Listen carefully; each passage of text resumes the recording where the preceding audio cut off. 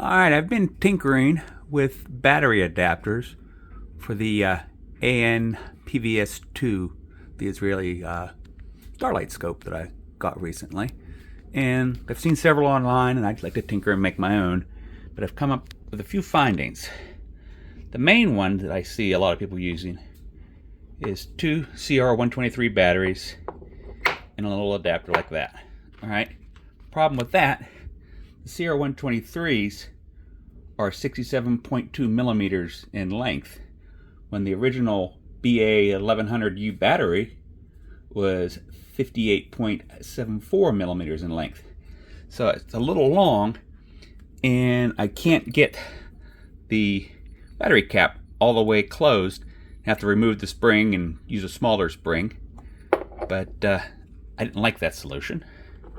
So I went and tinkered with the AA adapter. I made one of those out of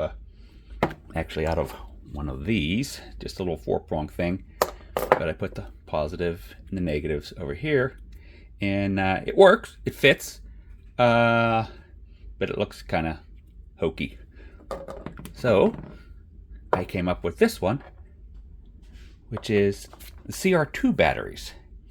The CR2s are only 53.16 millimeters. The AA is 62, so it's a little long, but it fits. But the CR2s fit great.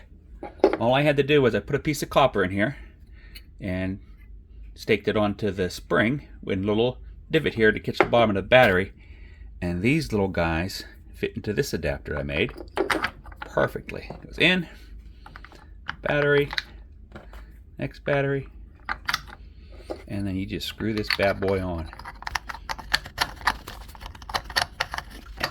Hard to do while I'm holding the phone, but there we go.